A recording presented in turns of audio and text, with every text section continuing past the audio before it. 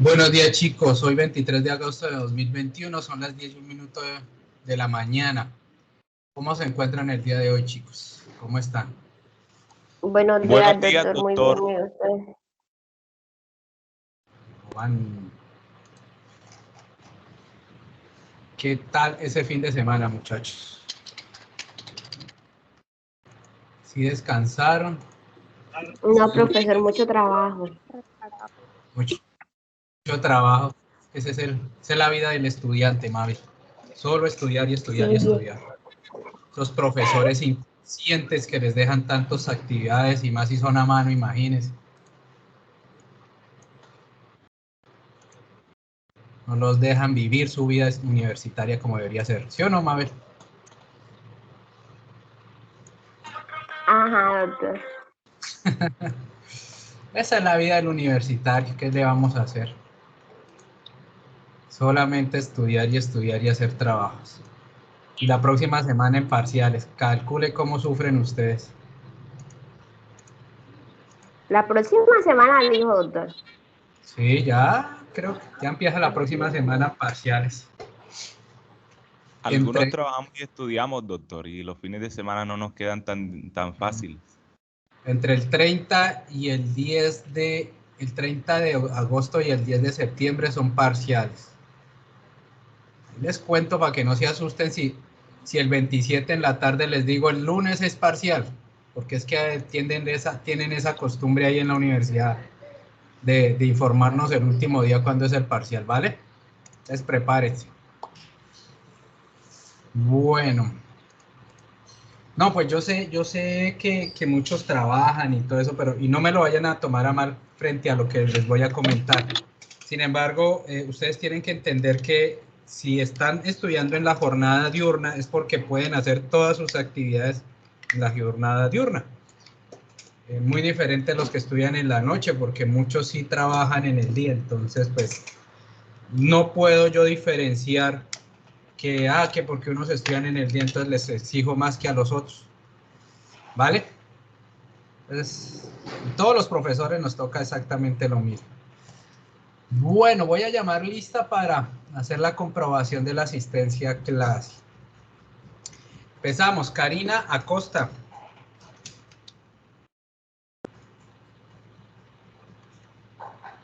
¿No está? María José Altamiranda.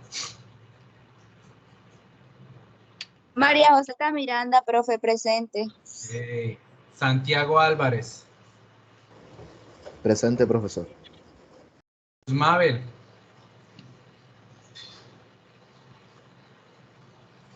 No la oigo. Linda Profesor, Michelle. bueno. Presente, Mabel Gómez, profe. Se me demoró el micrófono en encender. Linda Michelle. Presente. Andrés Mauricio Barrera.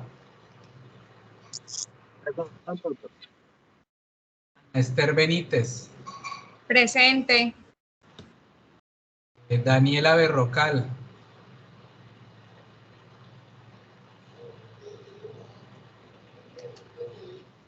Fernanda Bravo. Presente. José Julián Buitrago. Presente, profesor. Buenos días. Gire. Gioa. Presente. Buenos días. Buenos días, Yaniris. Buenos días, profe, presente. El próximo semestre, si nos encontramos varios con ustedes para identificarlos con los nombres. Yaniris, María Carla Castaño. Buen día, doctor, presente. Padia.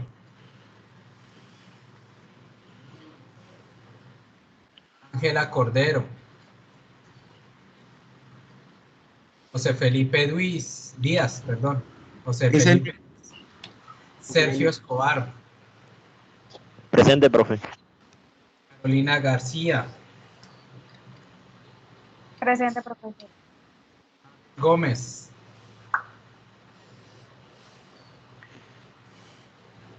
¿Gómez qué, profe? Mabel Gisela Gómez Flores. Presente, doctor. Doctor, mire, cuando usted estaba llamando a Mabel, dijo fue Mabel, entonces yo no le respondí porque yo pensé que era ella. Yo me llamo Luz Mabel. Eso, Porque Luz cada vez Mabel. que... Ah, ok. Exactamente, doctor. Yo respondí pensando que era o que me estaba llamando a mí y yo le dije profesor presente y ahora otra vez me vuelve a llamar. Vale, entonces la próxima vez digo Luz Mabel y luego también Mabel Gisela, ¿vale? Bueno, listo, bro. Ok. Bueno, doctor. Lauren Gómez. Presente, profe. Elías Guerra. Presente, profesor. Ana Gulfo. Presente, presente. José Gutiérrez. José Ángel Gutiérrez. Presente, profesor. Elo Guzmán. Presente, profesor. Edinson Hernández. Presente, doctor. José Julio. Jesús López. Presente, profesor. José Julio. ¿O cuál? ¿Quién me contestó ahorita? Jesús López. Ah, Jesús López. Juan Pablo Mejía. Presente, doctor. Isabela Orestegui. Presente, doctor. Suani. Presente, profe, Suani. María Andrea Peña. Presente. Carmen Portillo. Javier Portillo. Presente, doctor. Pedro Luis Ramírez. Presente, doctor. Angie Ramos. Presente, doctor. Ina Ramos. Presente, profe. Natalia Sarmiento. Oreivis. Presente, doctor. Daniela Tatis. Presente, doctor. Elizabeth Tirado. Presente. María José Vázquez. Presente. Alicia Villadiego. Presente, profesor. Y Lina Zúñiga. Presente, profesor. Vale. Bueno, de pura casualidad, ¿hay alguien que se matriculó la semana pasada y que que todavía no esté en esta lista? Bueno, muy bien. Listo. Entonces, chicos, ustedes creo que ya vieron en su Canvas que tengo la segunda actividad de seguimiento. Esa actividad va hasta el jueves a las 7:59 de la mañana, o sea, hasta antes de clase, para que por favor la hagan. Es a mano, utilizando el formato. Entonces, no lo hagan a último momento porque yo voy a calificar y voy a revisar y después hago un control de lectura de esas sentencias. Entonces, pilas con esa situación. Buena letra, letra que yo no entienda, letra que es como si no se entregara. Bueno, entonces, sigamos con nuestra clase de Derecho de Contratos. Habíamos terminado en los contratos gratuitos y onerosos, la diferencia entre unos y otros. Habíamos visto las características de estos contratos, donde básicamente los contratos onerosos coinciden con los bilaterales y los contratos gratuitos con los unilaterales. Una característica de los contratos gratuitos es que estos se hacen en consideración a la persona, es decir, se atiende mucho más a las características propias a quien se le con quien se realiza el negocio jurídico que frente a esa situación de satisfacer necesidades. Ejemplo, quien dona una propiedad a una persona que no tiene dinero.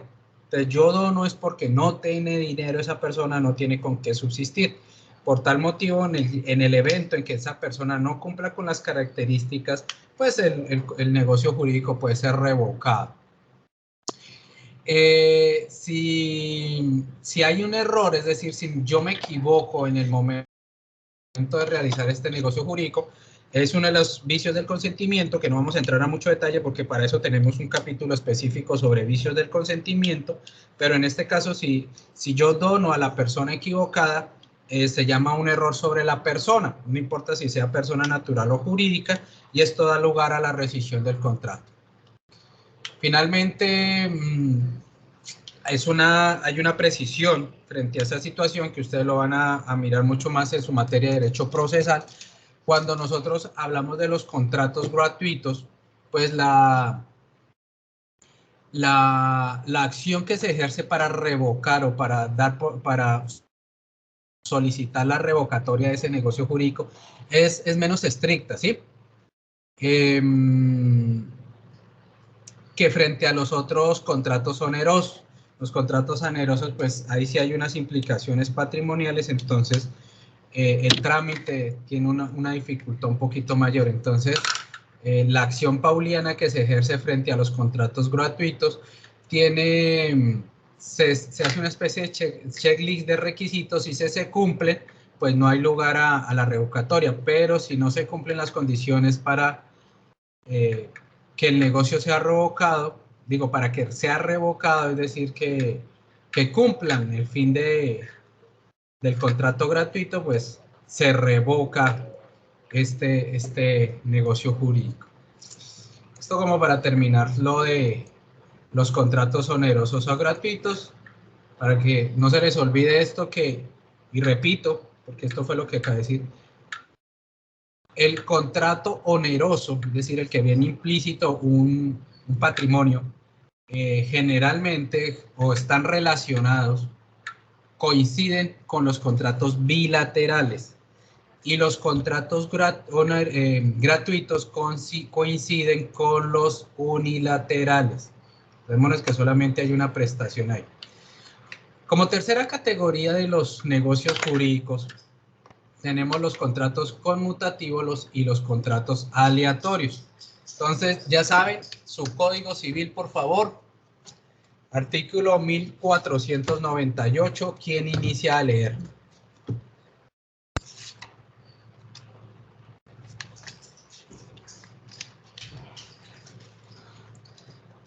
Artículo 1498. Contrato conmutativo y aleatorio.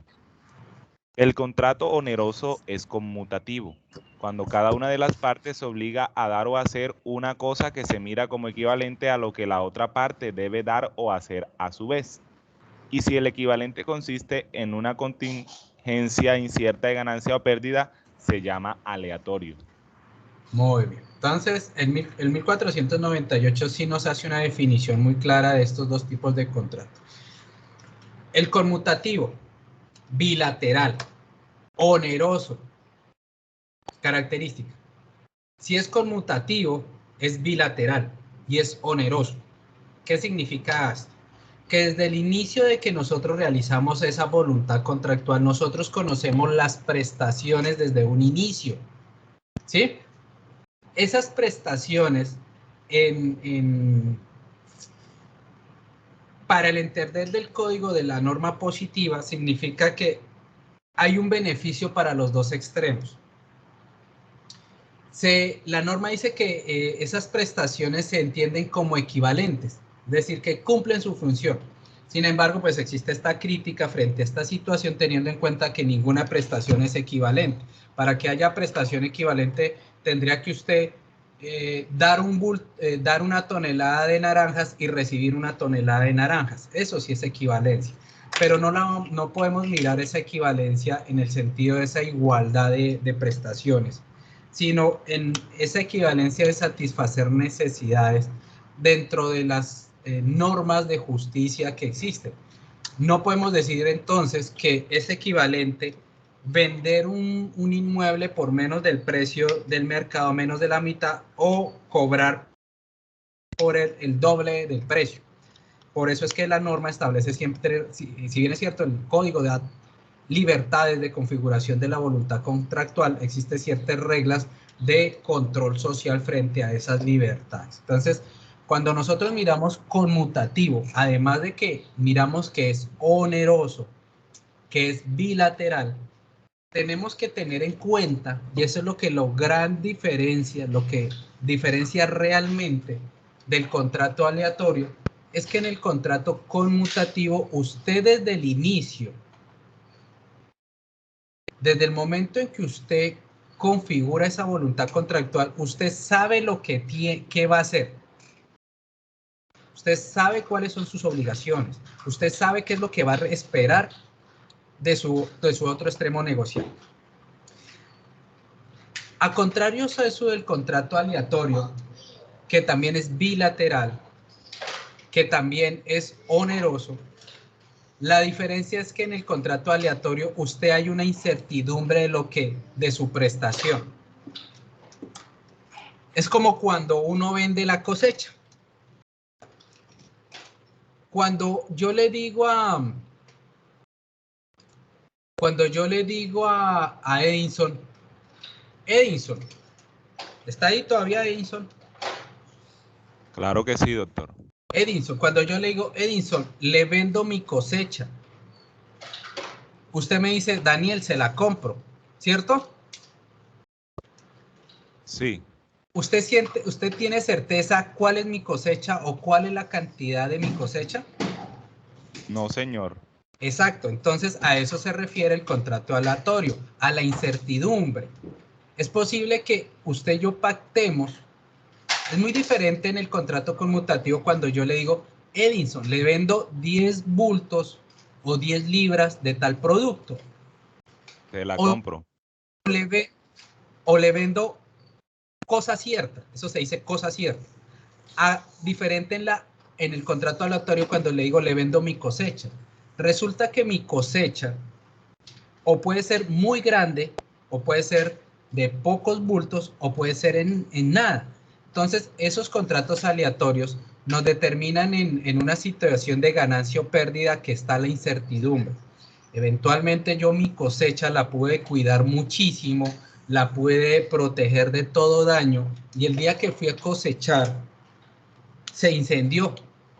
Entonces, en ese sentido, se presentan ciertas situaciones y ciertas contingencias que determinarán las reciprocidades en las prestaciones y el cumplimiento de las obligaciones. Entonces, la diferencia grande entre contrato conmutativo y contrato aleatorio es que en el conmutativo yo desde el inicio conozco mis prestaciones y el alcance de mis prestaciones. En el contrato aleatorio estamos al alea, a una contingencia incierta, algo incierto, en donde yo puedo tener una muy buena ganancia o puedo ir en pérdida. ¿Por qué? Porque de pronto le digo, Edison, le vendo mi cosecha. Yo pensando que mi cosecha la calculé en 10 bultos de algún producto y se la vendía a 10,000 pesos o 1,000,000 de pesos toda la cosecha, y resultó que no salieron 10 bultos sino 20 bultos. Entonces usted como comprador tuvo una ganancia incierta y obviamente el vendedor tuvo una pérdida incierta. ¿Qué características o qué podemos traer de a colación de este artículo 1498? Que es una queja y que se las estaba manifestando sobre la doctrina respecto a esa palabra equivalencia recíproca, ¿sí? Pues no, en los contratos conmutativos no hay una reciprocidad en equivalencias porque eventualmente uno de los extremos siempre va a ganar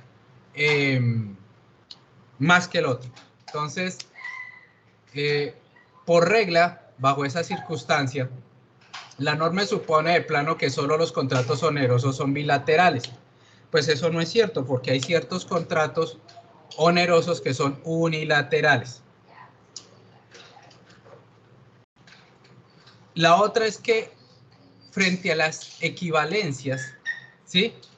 Significa que los dos extremos tendrán una igualdad o una equidad en su patrimonio.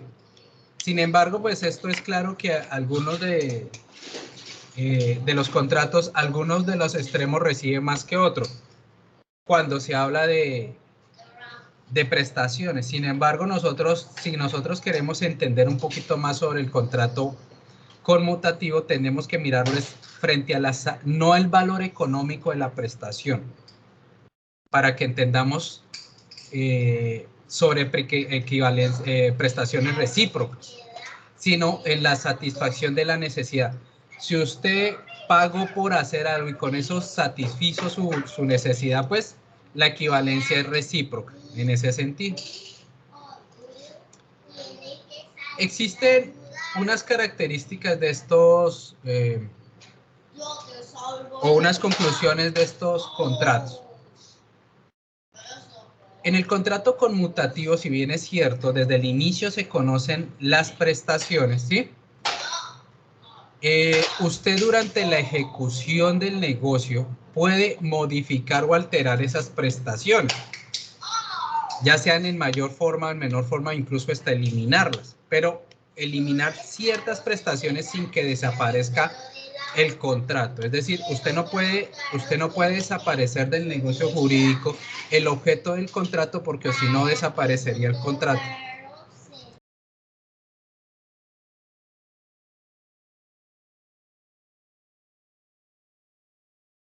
Ok.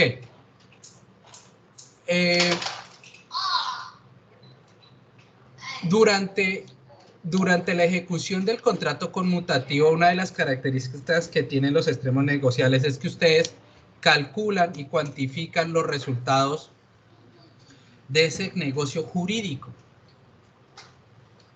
y pueden prever los riesgos y los pueden prevenir y establecerle un costo a esos riesgos en el contrato conmutativo.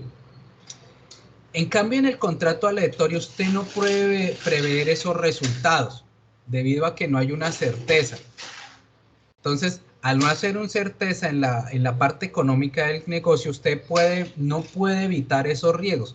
Puede evitar ciertos riesgos para la ejecución, pero no puede prever los riesgos de la conclusión del negocio jurídico.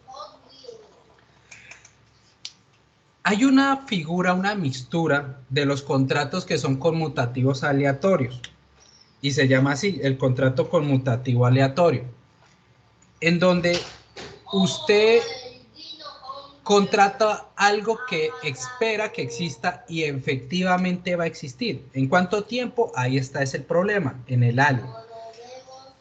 El ejemplo que les traigo aquí a colación en esta clase es cuando uno compra sobre planos. Cuando usted compra una infraestructura o un inmueble que sobre planos, pues ahí estamos al frente de un contrato conmutativo aleatorio, en el cual nosotros sabemos desde el principio qué es lo que vamos a obtener, que es un inmueble, pero la incertidumbre muchas veces se determina en qué momento nosotros vamos a adquirir o a tener en nuestras manos ese inmueble ya en su forma que se adquirió. Me van a decir, oiga, pero Daniel, en los contratos de compraventa sobre planos ahí establecen una cláusula de plazo de entrega y eso nos generaría una certeza. Nos generaría una certeza en ese sentido frente a la fecha posible de entrega, pero muchas veces cuando nosotros compramos sobre planos se presentan ciertas circunstancias como que no se cumple el punto de equilibrio entre la fiducia y el constructor y entonces sea necesario ampliar el plazo de entrega del inmueble. Es por eso que muchas veces en esas compras sobre planos, si bien es cierto las constructoras establecen unas fechas ciertas, muchas veces esas fechas ciertas son modificadas de mutuo acuerdo por los contratantes y se establecen fechas posteriores recalculando la fecha de entrega. Entonces se puede decir que ese es uno de los casos en que se da el conmutativo aleatorio porque se dan las características de los dos. Cuarto tipo de contrato. Artículo, dígame, Noreivis. Doctor, qué pena, es que no me quedó muy claro lo del contrato conmutativo aleatorio. Si lo podía repetir, por favor. Claro que sí. Y Edinson. Profesor, ¿podríamos estar ante el caso de que yo le digo a usted me va a vender a mí, pues, precisamente 2 hectáreas de arroz, o sea, de siembra de arroz donde todavía no, obviamente solamente está sembrado, y pues se espera pues que más adelante en en determinado tiempo, pues, ya el arroz pues se pueda ya recoger. Entonces, estaríamos ante uno de esos conmutativos aleatorios, se podría llamar eso. No, ese es totalmente aleatorio. Y se lo voy a poner. Primero le voy a explicar con el ejemplo, de pronto con el ejemplo Noreiby se entiende su pregunta. Usted me dijo, yo le vendo 2 hectáreas de arroz. En 2 hectáreas de arroz, ¿cuánto arroz usted puede cosechar?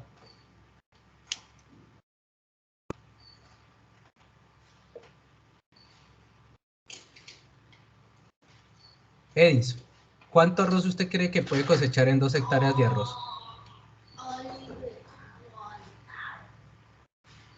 O cualquiera de los dos, alguien que trabaje en un arrocero, alguna cosa así.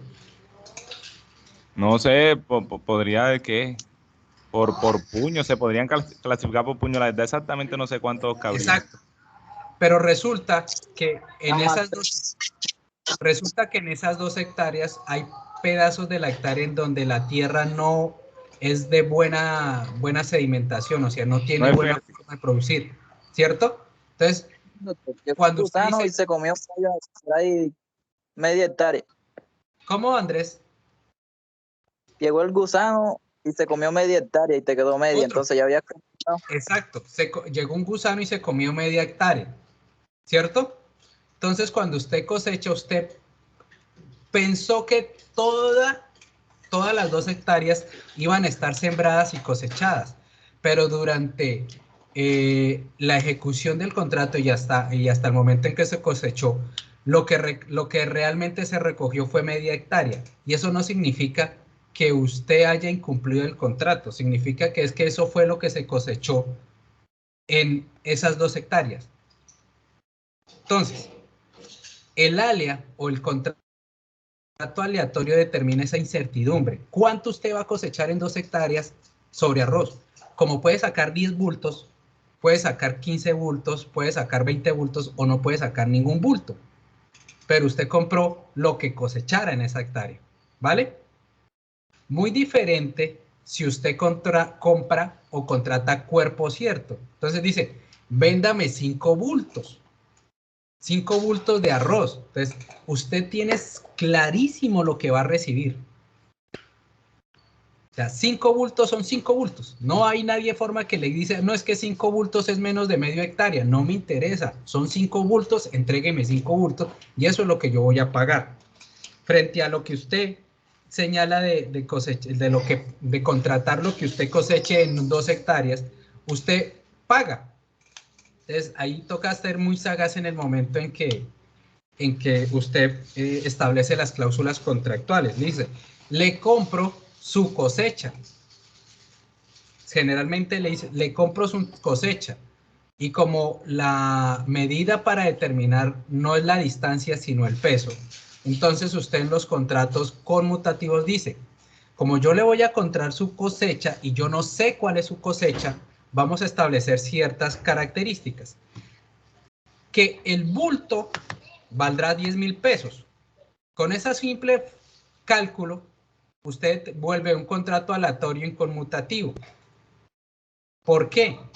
Porque usted ya va a tener certeza cuánto va a pagar por bulto, pero sigue siendo aleatorio porque usted no va a saber cuántos bultos va a recibir. Es posible que reciba 10, reciba 15, pero ya tiene certeza cuánto va a pagar por cada bulto, ¿vale? Ahora, Noreiby. Señor. Noreiby. Sucede que es que hay ciertos contratos que desde el inicio son conmutativos, es decir, usted desde el principio tiene certeza de lo que va a recibir. Como en el caso de aquí, usted va a comprar 10 bultos. 10 bultos de lo que usted quiera, 10 bultos de arroz, 10 bultos de mango, 10 bultos de limón. Eso, y usted paga por 10 bultos de limón. Eso es un contrato conmutativo, ¿sí? Pero cuando hay un pedacito de ese contrato que está al alea, frente a algunos aspectos, ese contrato tan conmutativo también tiene un tinte de aleatorio. Cuando usted dice, le compro 10 bultos de limón para su próxima cosecha, ¿usted tiene claro cuándo es esa próxima cosecha? No. Exacto. Entonces, solamente se cumple cuando usted recibe, pero está a un alea. Esa próxima cosecha puede ser en un mes, 2 meses, 3 meses o en un año.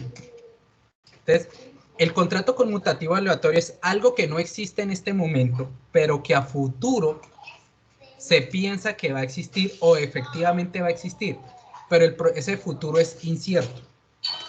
Y vuelvo y les traigo a colación el caso de cuando usted compra un apartamento sobre planos. Entonces, usted ve un anuncio en donde dice venta de nuevo conjunto residencial, ventas de casas, ventas de casas. Entonces, y ve los planos, y ve el dibujo, y ve la ubicación, y a usted le parece interesante. Cuando usted llega allá y le dicen, mire, este es nuestro proyecto, así van a ser nuestras casas, pero no tenemos todavía construido ninguna. Usted dice, ¿cómo así? Sí, es que hasta ahora estamos vendiendo sobre planos porque estamos buscando el punto de equilibrio. El punto de equilibrio es donde ustedes tienen suficiente dinero para empezar a construir. Entonces, usted firma una promesa de compraventa sobre una casa porque a usted le gustó el piso 15 del edificio, que mira hacia el norte de la ciudad. O sea, usted tiene identificado claramente cuál es su edificio. Apartamento 1501, con ciertas características, con pisos en vinilo, con puertas en madera. O sea, los tiene todavía bien identificado, pero no lo tiene para verlo. No existe en el momento, pero se espera que a futuro exista. Y ese espacio de tiempo en donde no existe y espera que exista es el alea, es la contingencia. Porque si bien es cierto, la constructora dice, no, nosotros ya en nuestro punto de equilibrio lo conseguimos en tal fecha, en diciembre del 2021. Y por lo tanto, su apartamento se lo estaríamos entregando en diciembre de 2022. Esos son cálculos válidos. Resulta que las constructoras son muy hábiles y manifiestan dentro de su propio contrato, dice, en el evento en que no se cumpla el punto de equilibrio sobre la obra, la constructora estará autorizada para modificar la fecha de entrega y de inicio de obras. Entonces, esas contingencias generan una incertidumbre porque en su cabeza, ya tenía claro que usted iba a recibir su apartamento el 31 de diciembre del 2022. Pero con esa contingencia ahora le tocó cambiar la fecha de recepción. Muy diferente si usted compra cosa cierta, en donde se acerca una constructora y le dicen, mire, tenemos estos apartamentos a las ventas y usted ya puede adquirirlo e irse a vivir. Ahí es totalmente conmutativo. ¿Vale, Noreiby? Sí, señor. Doctor, y en ese ejemplo que nos acaba de dar, ¿qué tiene de conmutativo el ejemplo? O sea, ¿en qué parte se ve el contrato conmutativo? ¿Tiene certeza que va a recibir? Luz Mabel, lo conmutativo es que usted tiene certeza desde el principio qué es lo que va a recibir. Lo aleatorio es que no sabe cuándo lo va a recibir. O no tiene o puede presentarse una contingencia que altere la fecha en la recepción. Vuelvo y le digo, Luz Mabel, usted va y compra y se acerca a la constructora y dice, nosotros le vamos a entregar el apartamento 1403 que tiene las siguientes características, los pisos, baños, puertas. O sea, usted tiene clarísimo qué va a recibir, pero no cuándo. En el caso de la cosecha que hablábamos con con Edison, cuando usted dice, le vendo mi cosecha, usted no sabe exactamente qué va a recibir. Como puede recibir mucho, puede recibir nada. ¿Vale? Sí, ahora sí, ya listo. Ok. Listo. Sigamos. Hay otros... Es una Dígame, cosecha Andrés. estipulada. Cuando usted dice le vendo una cosecha, o sea, el contrato existe, pero también existe que es una cosecha estipulada en su especie. O sea, si es una cosecha de trigo, una cosecha de arroz y así. Sí. Pero mire que se puede presentar otra circunstancia y usted me hace caer en cuenta, o no me hace caer en cuenta, sino me hace clarificar una cosa. Si yo le digo, igual como Noravis, Andrés, le vendo mi cosecha y usted me dice, se la compro, cuando cosecho, ¿usted qué está esperando?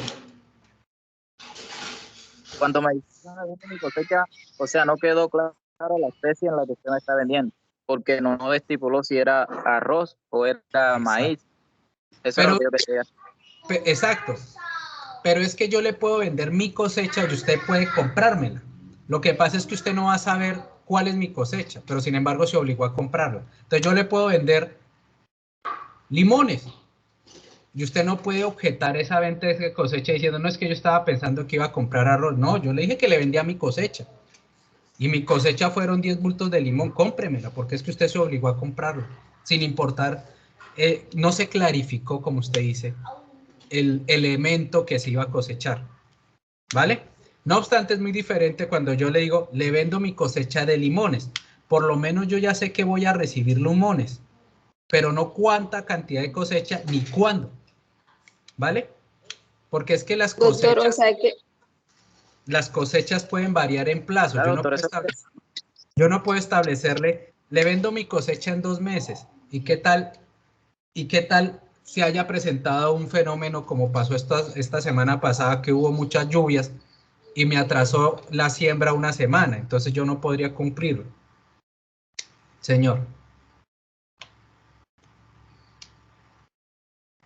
Dígame, Noravis. Doctor, es decir que, o sea, la persona queda obligada a recibir por lo menos en lo de las cosechas, la que sea. Sí. No puede objetar sobre eso. No, si no se aclara, no puede objetarlo. Tiene que recibirlo. Tiene que recibirla. Y tampoco puede objetar la cantidad, porque no se estipuló la cantidad. Eso es lo del ALEA. Yo no tengo certeza del contrato aleatorio. Es muy diferente si yo le digo, le compro 10 bultos, a comprarle la cosecha. Un contrato aleatorio puede ser el de las apuestas. ¿Por qué sería un contrato en las apuestas un contrato aleatorio? Isabela, ya que va a preguntar, de una vez me contesta. Profe. ¿Por qué las Mire, apuestas la pregunta sería... que yo tengo es que, bueno... Tranquila. ¿Por qué las apuestas, las loterías, el chance sería un contrato aleatorio? Porque usted hace el chance, pero usted no tiene la certeza de que se lo va a ganar. Exacto, eso es. Porque usted no sabe si se lo va a ganar. La pregunta que yo tengo es que en el contrato aleatorio, bueno, se tiene el supuesto y usted dice, bueno, yo te compro la cosecha, se hace el contrato, se compra la cosecha y en un dado caso se quema la cosecha. La persona que compró la cosecha no tendría alguna actuación procesal a la persona que se la vendió. Bueno, usted se me adelantó muchísimo, pero de todas maneras, yo tengo que explicárselo eso al final, pero para no dejarle la duda. Lo que pasa es que se presenta, yo no sé si ustedes se acuerdan de su clase de obligaciones cuando se hablaba de la mora, no de la mora fruta, sino de la mora, de la tardanza en el cumplimiento de la obligación. Sí, señor. ¿Se acuerda que cuando se presentaba una circunstancia totalmente ajena al obligado, qué pasaba? Cuando el obligado incumple, es decir, cuando se encuentra en mora o cuando no está en mora, ¿qué le pasa al obligado si se presentan circunstancias totalmente ajenas a su voluntad o a su poder? Queda eximido de la obligación, porque, por ejemplo, si se quema la cosecha, ya no fue culpa de él, sería un caso fortuito ahí, ¿no? Exacto, y si quien es el acreedor, es decir, el que está esperando la cosecha, pagó por anticipado, no está obligado a recibir nada, el deudor no está obligado a devolver nada. Pero pero ojo, pero si el deudor está en mora, ¿qué pasa? Ahí sí le tocaría Exacto, ahí sí estaría obligado a responder más la indemnización de perjuicios. ¿Listo? Luz Mabel. Digo, Isabela. Sí, ¿Sí se acordó de esa? No, tranquila, es que uno se le olvida, Ya. Entonces, digamos que esa es la actuación procesal. Sí, claro, ya ahora sí me acuerdo. Usted acude al juez, Bueno. al juez civil o al juez de circuito, al juez municipal o al juez de circuito o incluso al conciliador y le cobra al deudor la obligación y dice, no, pues que fue sin mi culpa porque se me colomó la cosecha, porque hubo mucho calor y se secó y pues, hombre, ya no tengo la culpa, entonces usted queda eximido de cumplir la obligación. ¿Vale? Okay. No, pero me gusta que participen, chicos. Es que créanme que para uno de docente es muy berraco que uno esté hablando y piensen que uno cree que está explicando bien y de pronto ustedes quedan con esos vacíos y pues no es mi intención de la clase, ¿no? Si fuera mi intención de la clase solamente recitar lo que dice el libro, pues yo cojo un libro y empiezo a leerlo y ustedes tomen apuntes y después descargan el audio de la clase y vuelven y estudian, pero no, esa no es la idea es que ustedes me pregunten. Y si en ese momento yo no sé las respuestas, les voy a decir, no sé, déjenme y la averiguo y la consulto incluso de pronto con algunas personas que sepan más que uno y sencillamente la traigo a la siguiente clase, ¿listo? Entonces pregunten. Y ojo, no hay ninguna pregunta es tonta. Ninguna pregunta está fuera de lugar. Todas las preguntas son válidas. Y además es que vayan aprendiendo eso. El abogado no se va a saber todas las respuestas. Ustedes cuando empiecen en su ejercicio profesional, créanme que alguna vez le van a llegar una pregunta y ustedes van a tener que ir a buscar. Primero en el código, luego en Google y si no encuentran, le van a preguntar la ayuda a un amigo. Oiga amigo, oiga colega, ¿usted qué haría en este caso? Entonces no se preocupen por esas circunstancias, ¿vale? Bueno, vamos con la cuarta clasificación de los contratos que nos trae el Código Civil y están los contratos principales y accesorios. Ayúdeme, Isabela. Me gustó Isabela, la voz de Isabela. Artículo 1499. Voy, profe. Bueno. 1499.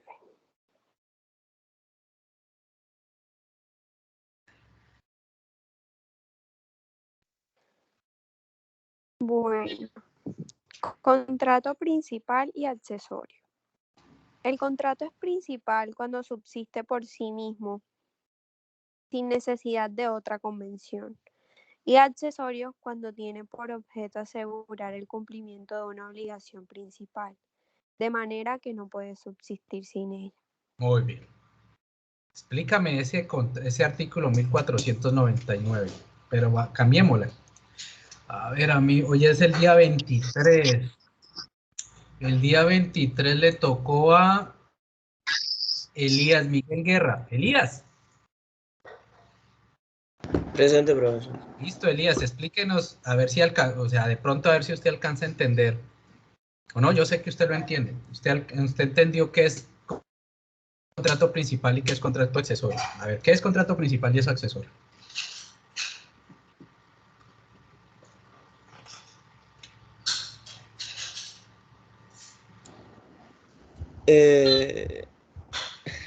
Déjenlo leo yo acá para entender un poco más.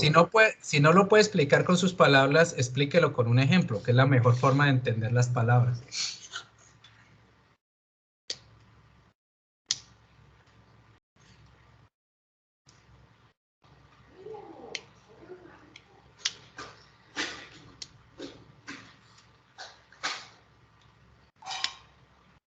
Bueno, entonces, el contrato principal es aquella disposición contractual o aquel negocio jurídico que no requiere de otra condición o otro negocio jurídico para que la voluntad contractual tenga efectos. ¿Qué significa esto? Que cuando yo realizo mi voluntad contractual, pues no tiene que estar dependiendo de otra actuación o de otra voluntad contractual para que generen esos efectos. Cuando, Elías, cuando usted va al paradero de la metro o cuando les tira la mano un mototaxista, digamos que usted anda en mototaxista o en el bus, y estira la mano y hace la parada, usted sube al bus, le entrega el dinero al transportador, el transportador lo recibe, usted se sienta y cuando llega a su destino usted se baja. ¿Usted necesitó de otro contrato, otra actuación negocial para hacer esa actividad de pagar e ir a su destino? No, profesor, yo simplemente, o sea, espero la buseta, el transporte ahí. Exacto. Entonces, eso es un contrato principal. No necesita usted, o ese contrato principal que usted ejerce, no necesita de otra actuación negocial o de otro negocio jurídico para que nazca la vida esa relación jurídica que usted tuvo. ¿Vale? Eso es el contrato principal. El contrato accesorio, por el contrario, requiere que previamente exista otro contrato para que él nazca la vida y que para que tenga sus efectos. Si muere el contrato principal, muere el contrato accesorio. Ustedes han oído ese aforismo que dice, lo accesorio tiene la suerte de lo principal. Si muere lo principal, muere lo accesorio. ¿Qué significa esto? Aquí no nos vamos a fijar en el contrato principal, sino en el contrato que se requiere suscribir adicionalmente. Digamos que es un contrato pegadito, que va pegadito ahí, siempre va de la mano. A ver. El ejemplo que más se utiliza y el ejemplo más representativo son las fianzas o los contratos de garantía. Los contratos de garantía, ¿qué hacen? Como su nombre lo dice, ¿qué hacen? Dan garantía. Garantizar el cumplimiento. Garantizar. Exacto. Garantizar el cumplimiento de una obligación. ¿Esa obligación dónde está contenida? Pues en el contrato. En la principal. En otro contrato. En el Exacto. contrato. Exacto, en otro contrato. Sí, es que yo hago preguntas lógicas pensando, no, pues en el otro contrato, sí, pues, pero a veces algunos no entendemos esas circunstancias. Entonces no piensen que la respuesta que también es la más lógica es la incorrecta. Entonces, los contratos de garantía son unos negocios jurídicos que hacen las personas para el cumplimiento de obligaciones que están contenidos en otro negocio jurídico o dentro del mismo negocio jurídico, pero se requiere de suscribir una nueva relación contractual. El ejemplo que nosotros creo que más conocemos es el de las hipotecas. Ese es un contrato accesorio. ¿De qué se trata el contrato de hipoteca? Con el contrato de hipoteca nosotros queremos garantizar el pago de unas obligaciones por un dinero que nos prestaron para adquirir un bien. Entonces, Elías va al banco, mejor, fue a la constructora. Fue a la constructora y le pareció muy interesante la obra o el edificio y los apartamentos que están ofreciendo. Y esos apartamentos ya es cosa cierta. Usted ya los pudo mirar, los pudo visitar, los pudo palpar. Ya sabe cuáles son las características y le gustaron mucho. Y digamos que valen 100 millones de pesos, por ponerle un precio. Resulta que Elías solamente tiene 50 millones. Entonces, entrega esos 50 millones a la constructora y le dice, voy a sacar un préstamo en un banco, un crédito en un banco, para completar los otros 100 millones, los 100 millones. A la constructora le es indiferente de usted dónde saque la plata, lo que le interesa es recibir la plata. Es así que usted se acerca a un banco y le plantea esa situación y le dice el banco, listo, yo le presto la plata, es decir, usted va a poder comprar ese apartamento, pero usted me va a firmar una garantía. Y esa garantía se llama hipoteca. Entonces, dentro del contrato de compraventa hay dos formas. Usted dentro del contrato de compraventa puede decir que suscribirá una hipoteca con el prestamista o dentro del mismo, y ese sentido hará que usted tenga que firmar otro contrato. O dentro del mismo contrato establece la hipoteca. Entonces, si bien es cierto, pareciera que fue el mismo contrato, son dos contratos separados que tienen vida diferente y obligaciones diferentes. Entonces, usted se obliga a suscribir a garantizar el cumplimiento de las obligaciones. ¿Cuáles serían las obligaciones que garantiza con la hipoteca, Elías? ¿La compra de la casa o el pago de los créditos? Profesor, el pago del crédito, pues al banco primero le tiene que interesar si yo voy a poder pagar ese crédito. Eso ahí me imagino que van a pedir pues mi ingreso de sueldo, o sea, algo que a ellos les certifique y les garantice que yo sí voy a poder pagar esos 50 millones de pesos que me están prestando. Y es más, ni siquiera le interesan sus inmuebles. Las hipotecas, al ser un derecho real, recae sobre bienes reales. ¿Qué significa? Que la hipoteca, esa garantía, tiene como prenda, o sea, como garantizarle el pago, no sus salarios, sino el mismo bien.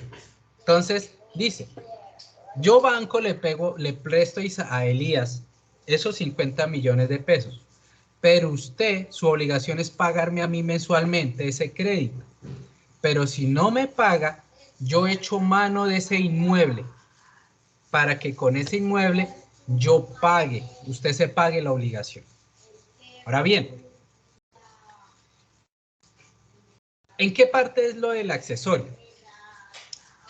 Resulta que la obligación principal es con pagar todo. En una hipoteca no es el bien, sino pagar. Entonces, si usted paga todo el crédito, el préstamo, usted paga el préstamo, más bien. Si usted le llegó una plata y debía 48 millones y usted va al banco y paga esos 48 millones, que ese es el contrato que realmente suscribe, un contrato de préstamo, de mutuo. Aquí fue la clase donde nos dijeron mutantes, ¿cierto? Sí. Me he reído tanto con esa lectura. Si usted va y paga el crédito, inmediatamente las cláusulas del contrato de hipoteca desaparecen. Desaparecen. Porque usted cumplió la obligación del préstamo. Entonces, pero si usted incumple con los pagos, el banco le hace efectiva la hipoteca y le puede quitar el bien que usted garantizó, le puede quitar el bien que usted compró con ese préstamo que le hizo el banco. ¿Tienen claro cuál es el contrato accesorio entonces?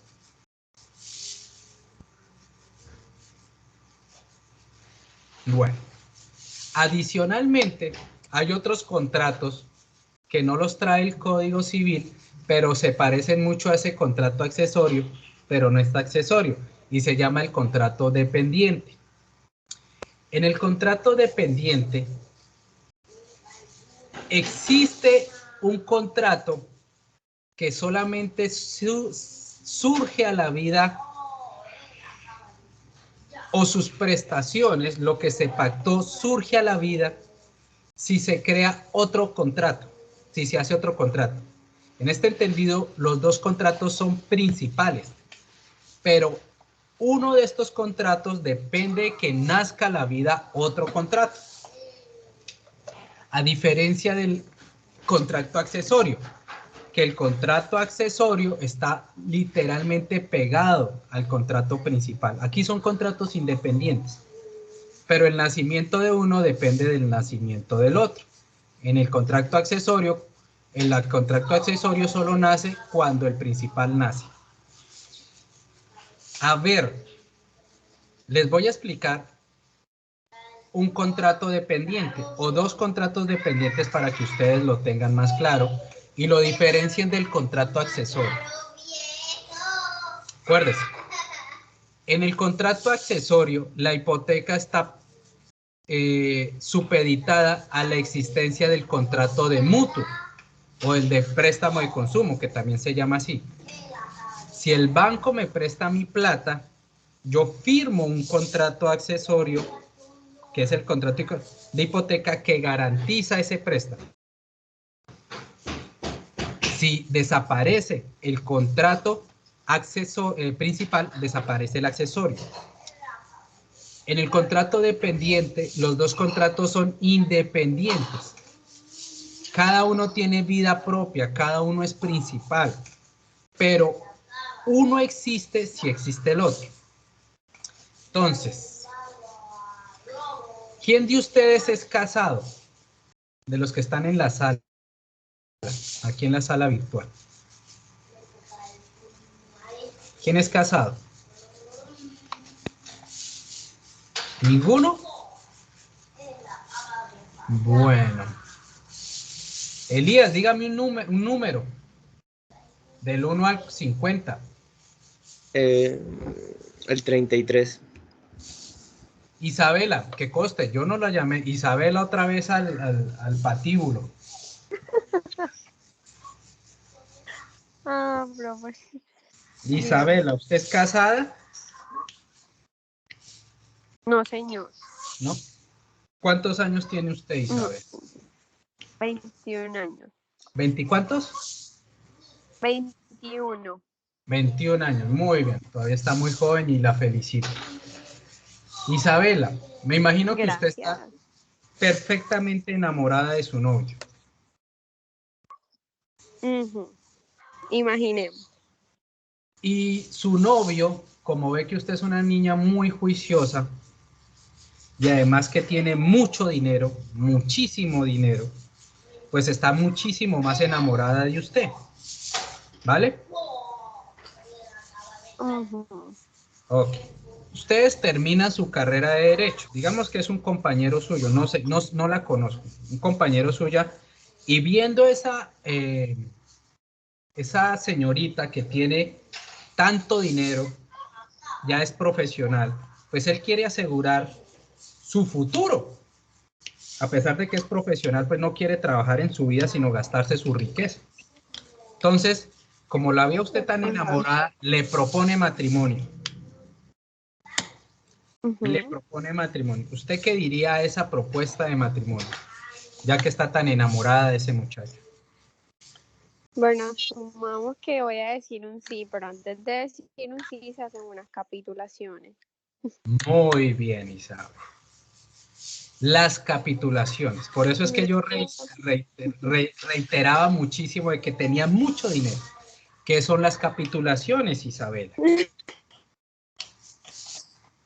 Las capitulaciones para estipular qué bienes se tienen antes del matrimonio, cosa que pues que si en un eventual caso que se divorcien, a ti la sociedad te va a restituir con lo que tú entraste en matrimonio. Eso es tuyo. Lo que venga de ahí en adelante es lo que vas a partir con la persona con la que te casaste. Pero es para estipular con lo que tú entraste. No, Isabela, ya perdió su patrimonio. No, Isabela. Ay, bro. No, porque con esa definición es lo que dice la ley. Eso es lo que dice la ley. Eso no. Si usted entra con unos bienes al matrimonio, esos bienes son suyos. Los bienes después son de los dos. Eso es lo que dice la ley. Y para que quede claro, no hay necesidad de suscribir unas capitulaciones. Pero le voy a ayudar para que cuando su novio le proponga matrimonio, usted sepa exactamente qué es lo que le va a decir. ¿vale? Entonces usted le va a decir a su novio, sí, acepto matrimonio, pero con capitulaciones. ¿Qué son las capitulaciones? Las capitulaciones es un negocio jurídico, un acuerdo de voluntades, y el abogado que diga lo contrario, mejor dicho, es un acuerdo de voluntades en donde los extremos que van a contraer matrimonio determinan la suerte de su patrimonio, tanto presente como futuro. Además de que se establecen otras características propias del derecho de familia, pero a nosotros nos interesa lo patrimonial, es decir, la plata para el ejemplo. En este caso, Isabela va a suscribir unas capítulos. Bueno, su novio le insiste, ay no, Isabela, mire que el matrimonio es para siempre, mire que yo la amo, no me interesa que usted me vaya a mantener, sino solamente es por puro amor. Yo le prometo que no le voy a volver a poner cachos, ni la voy a engañar con nadie, ni con otro. En fin. Y usted dice, no, señor, yo estaré muy, ¿cómo es? Enamorada, pero no ciega.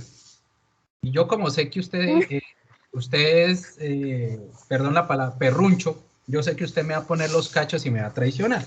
Entonces yo quiero evitar esos dolores de cabeza y además porque usted es un mantenido, usted me firma capitulaciones.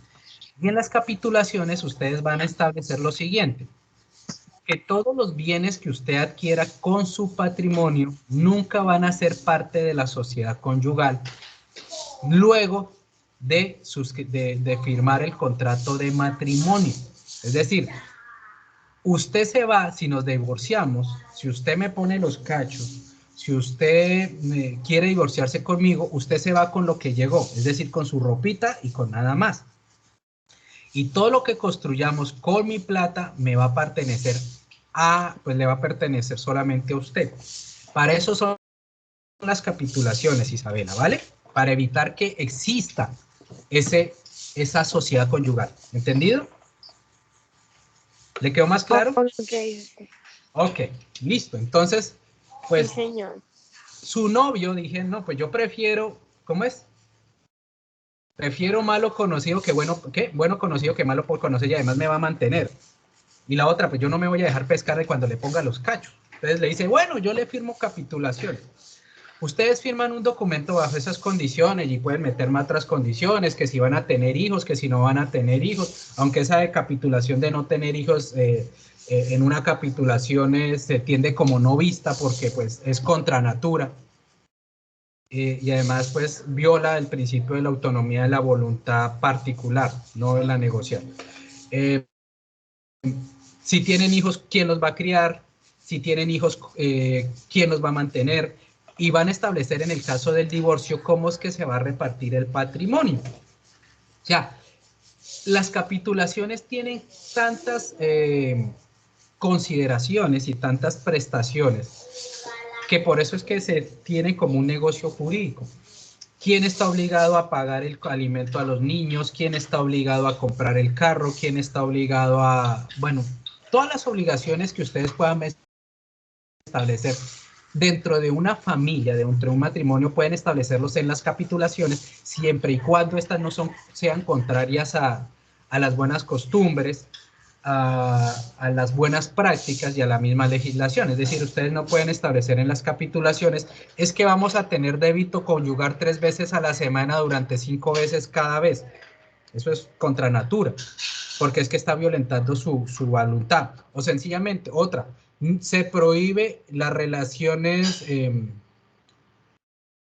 no vamos a tener relaciones sexuales de lunes a viernes, solamente los sábados. Esas capitulaciones o esas promesas dentro de las capitulaciones están prohibidas.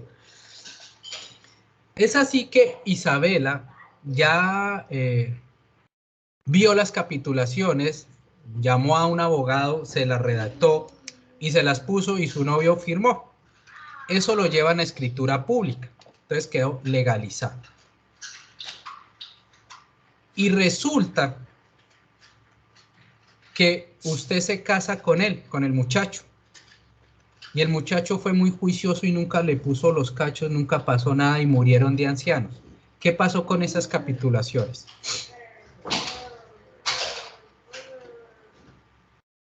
Isabela.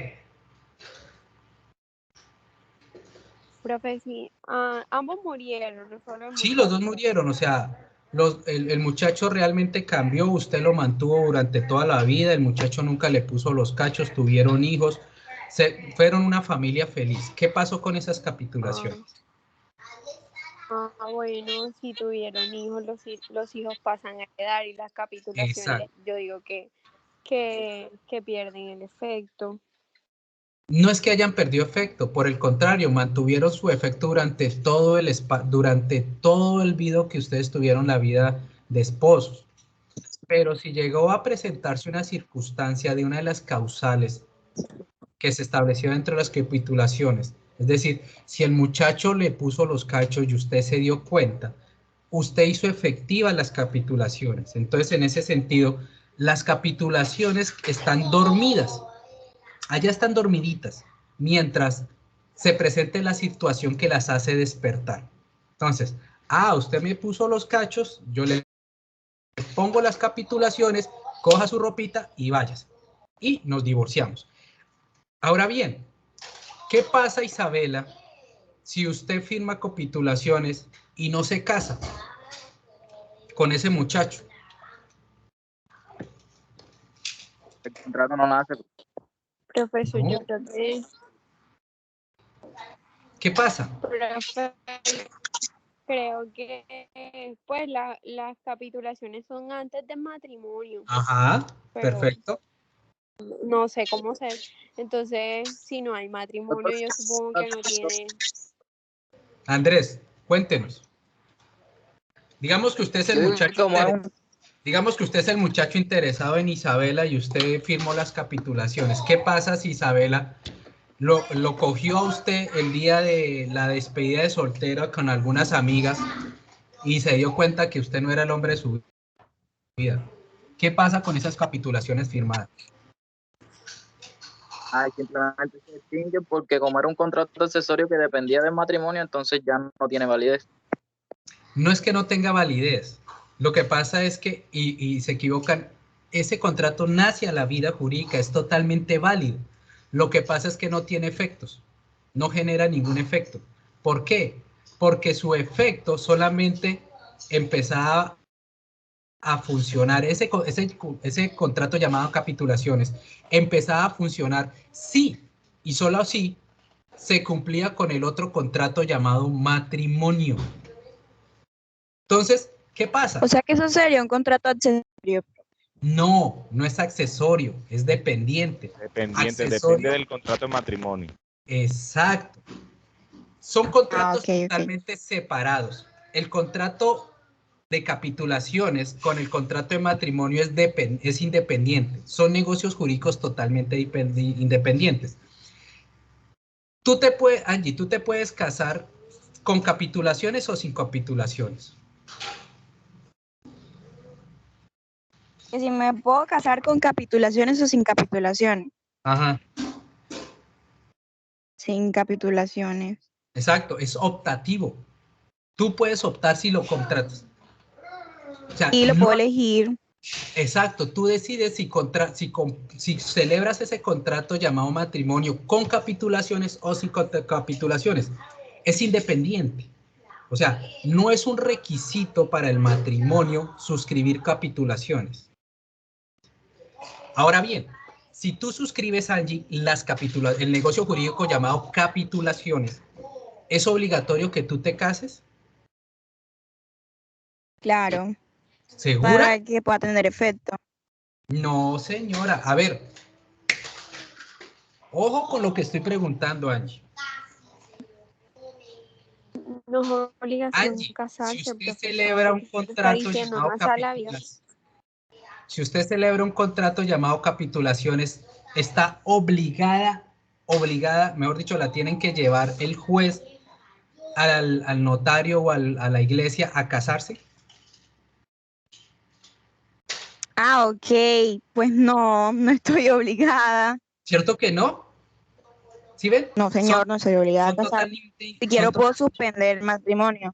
Exacto. Usted pescó a su novio el día anterior de la matrimonio haciéndole la despedida de soltera con 10 amigas más y disfrutando lo que nunca ha disfrutado con usted.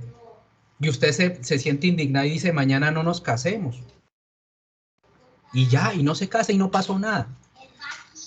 El contrato de matrimonio con el negocio jurídico llamado capitulaciones son negocios jurídicos independientes. No, uno no afecta al otro en su conformación. Pero, si yo me caso firmando capitulaciones, en el momento en que se incumpla una de las condiciones contenidas, en el momento en que dentro del contrato de matrimonio se incumpla una de las estipulaciones establecidas en el contrato de capitulaciones, inmediatamente el contrato de capitulaciones genera un efecto. Entonces Angie colocó en la capitulación, queda prohibido las relaciones extramatrimoniales, aunque pues en el código lo dice, en el código civil. Pongámosle una capitulación interesante.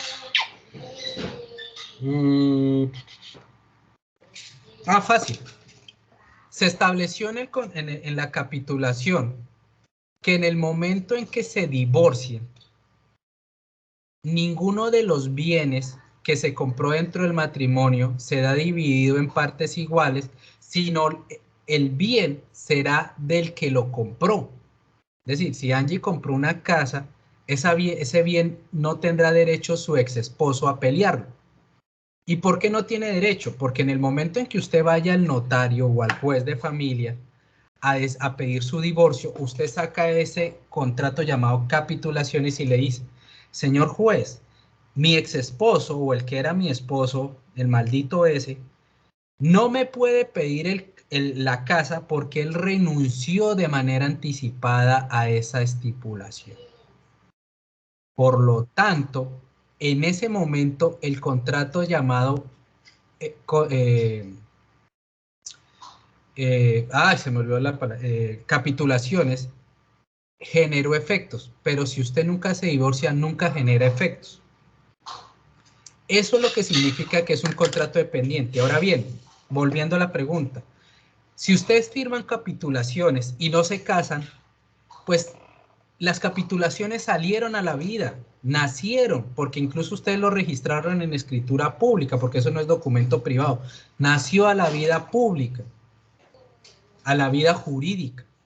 Lo que pasa es que si usted no se casa, pues ese contrato de capitulación quedó ahí archivado, ya, y no pasó nada, no pasó absolutamente nada. Eso es la diferencia entre un contrato dependiente a un contrato accesorio. El accesorio sí depende del principal para que nazca. En los dependientes no hay una dependencia, no existe. Y les voy a dar otro ejemplo para que de pronto entren un poquito más en claridad frente a esa situación. ¿Quiénes trabajan acá?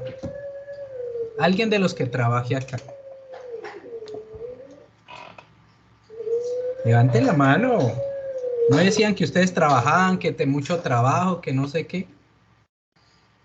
Listo, Edison. Vale.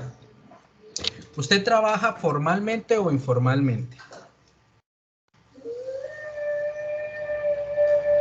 ¿Sí entiende la diferencia? Ustedes ya vieron derecho laboral, ¿no? De manera formal. Ok. Cuando uno dice que trabaja de manera formal, significa que tiene un empleador, es decir, alguien que le paga uno el salario, no uno mismo sale a buscársela a la calle, ¿cierto? Sí, señor. Ok, listo. Edison es un trabajador formal. Vamos a decir que Edison está en búsqueda de trabajo, porque no tenía trabajo. Le preguntaba porque es que usted me va a ayudar a resolver las dudas que les voy a dar. Digamos que Edison no tiene trabajo y por fin consiguió la oportunidad para trabajar. Lo entrevistaron y es la persona adecuada para desarrollar las actividades, es mejor la persona más idónea para desarrollar las actividades que están buscando esa empresa. Existen unas obligaciones laborales y existen unas obligaciones patronales. Y estas obligaciones surgen cuando usted suscribe ese documento llamado contrato de trabajo.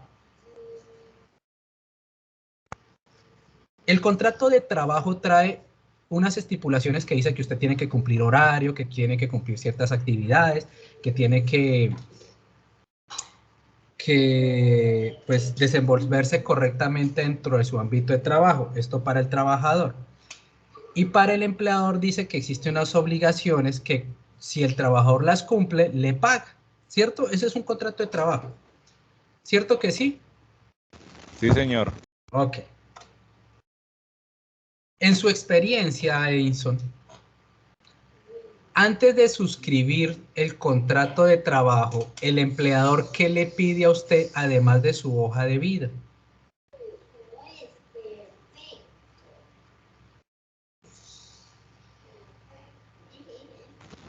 En ocasiones, bueno, experiencia laboral. No. Aparte de su hoja de vida. Eso es hoja de vida. Además, para que usted, incluso los jefes, los empleadores le dice, tráigame tal certificación para que yo lo pueda contratar. Le piden 3 certificaciones, básicamente, a todo trabajador.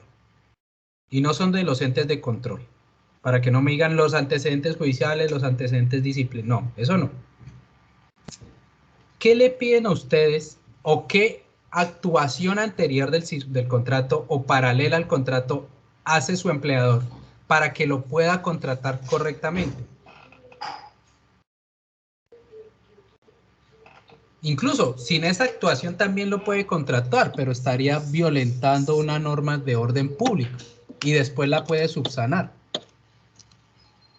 ¿Qué papeles son importantes además de su hoja de vida, de su experiencia, para que una persona que trabaja formalmente pueda trabajar? Ellas estudiaron derecho laboral.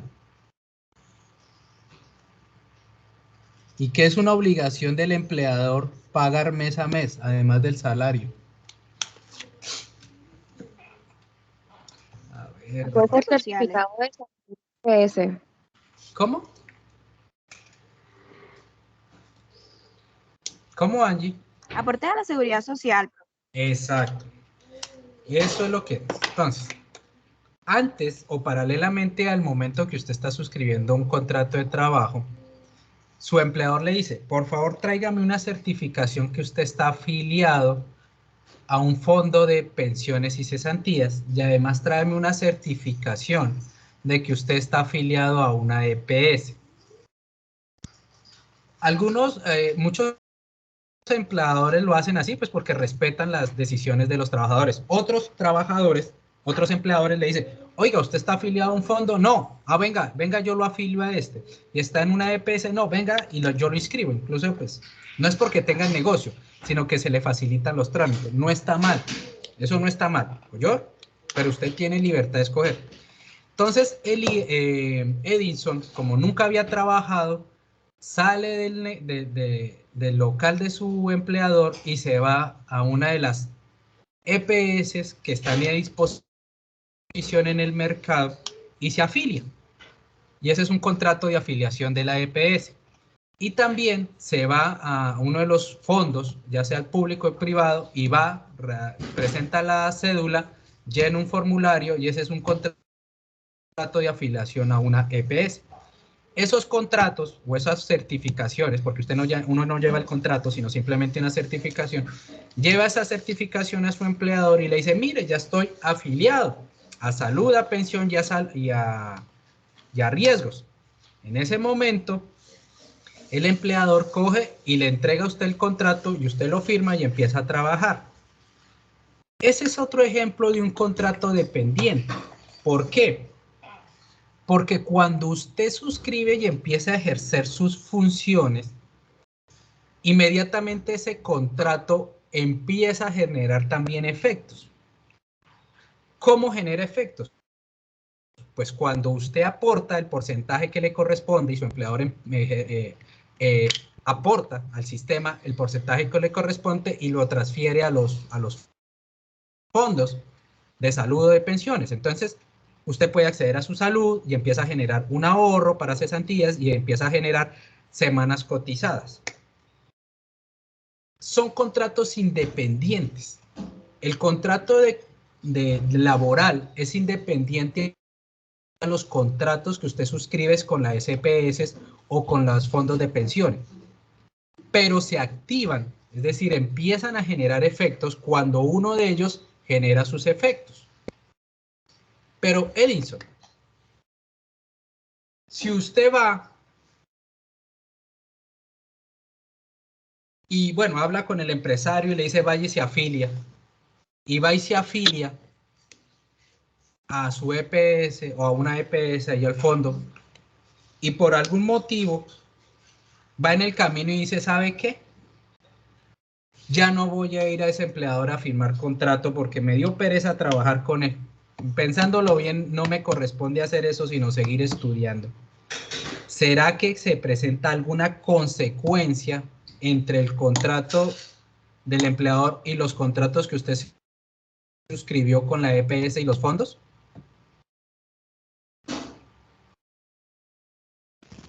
No, señor. No pasa absolutamente nada, ¿cierto? Nada. Son contratos independientes, cada uno tiene vida por separado. Si uno fenece, no pasa nada con el otro. Simplemente, pues usted no trabajó. Incluso usted puede irse a la EPS y decirle, mire, ¿sabe qué? Ahora me retiro porque es que no voy a trabajar. Y le cancelan la afiliación y ya. Pero si es necesario que para que usted pueda trabajar y lo contraten, tenga esas afiliaciones. Entonces, son diferentes a los contratos accesorios. ¿Por qué? Porque es que si usted deja de trabajar, me van a decir, no, pero es que si muere el contrato de trabajo, pues yo no pago. No, si usted deja de trabajar, si usted eventualmente contrató, empezó a pagar, a recibir su salario, a recibir sus prestaciones, si usted deja de trabajar con esa persona, fenece la relación contractual que existe entre usted y el trabajador, pero subsiste, se mantiene la relación que existe entre usted y las EPS y los fondos de pensiones. Lo que pasa es que usted ahora va a pasar de ser dependiente a ser independiente y eventualmente usted tendría la posibilidad de cancelar esas afiliaciones, si lo quiere. Si no lo quiere hacer, usted puede mantener las afiliaciones y seguir aportando al fondo y a salud. Y no pasó nada. Sin que exista un contrato laboral, usted puede seguir aportando a su salud y a su pensión. ¿Entendido? ¿Les quedó claro, chicos? Angie, Isabel. Sí, doctor. Sí, señor. Hay una diferencia muy pequeñita, pero depende de eso.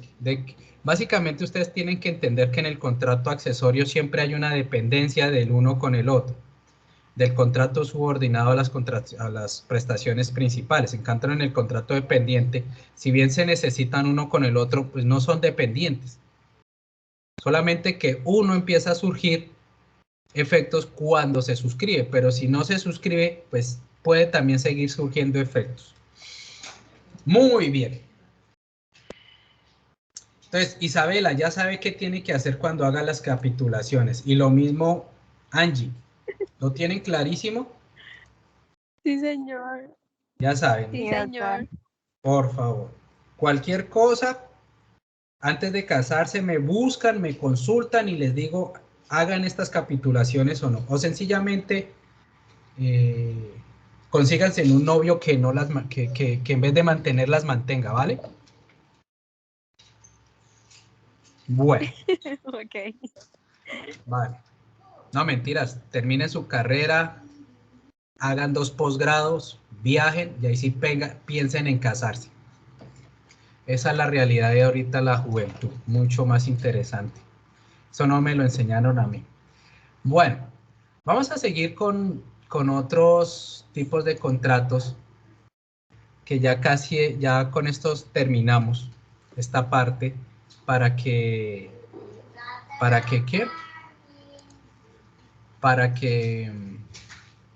bueno, terminamos este capítulo. Muy bien. ¿Quién me ayudó con el artículo 1500, por favor? Los muchachos que las diseñó. Bueno, Angie, dele. Mire, Contrato real, solemne y consensual. El contrato es real cuando, para que sea perfecto, es necesaria la tradición de la cosa a que se refiere. Es solemne cuando está sujeto a la observancia de ciertas formalidades especiales, de manera que sin ellas no se produce ningún efecto civil.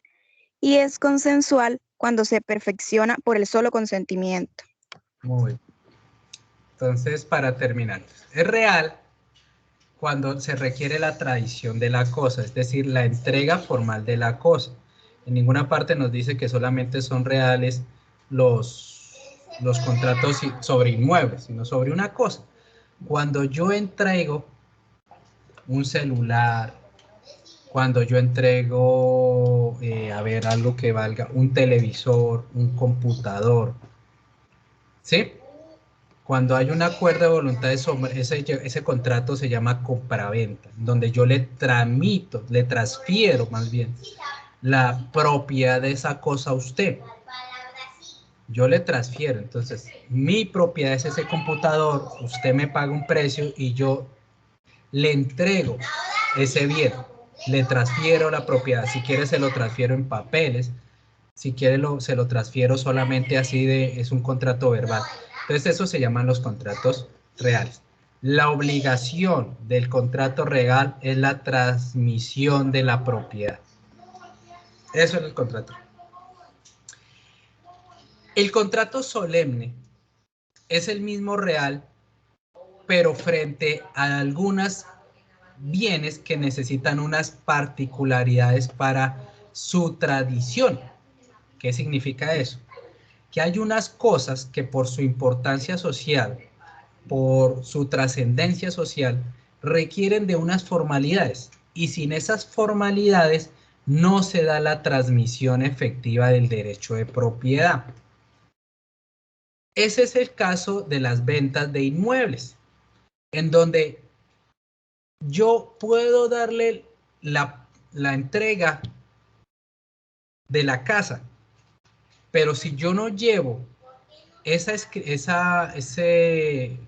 documento privado a la notaría, donde me saquen una escritura y luego registro esa escritura en el folio de matrícula inmobiliaria, ese negocio jurídico llamada compraventa de bien inmueble queda con un vicio que puede ser subsanado, pero puede ser un vicio.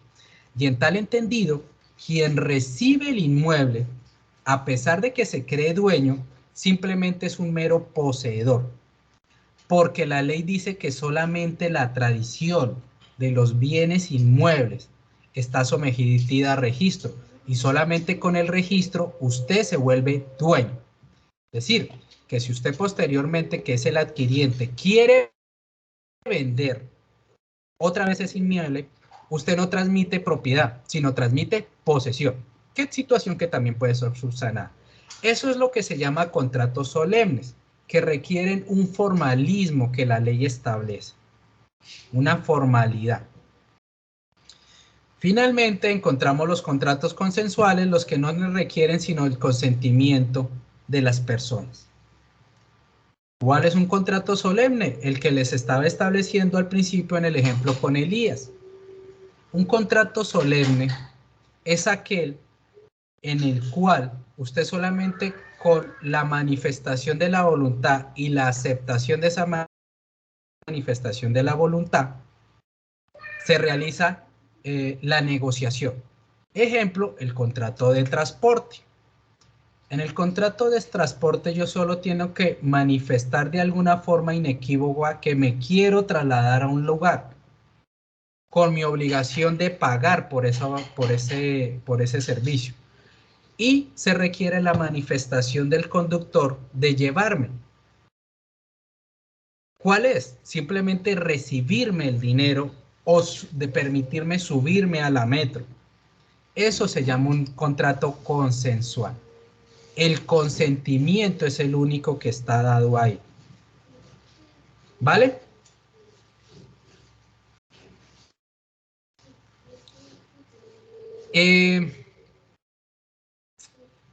Hay un negocio jurídico que pues obviamente ustedes lo van a estudiar con mucho más detalle, o no, mejor dicho, yo se los voy a poner de análisis.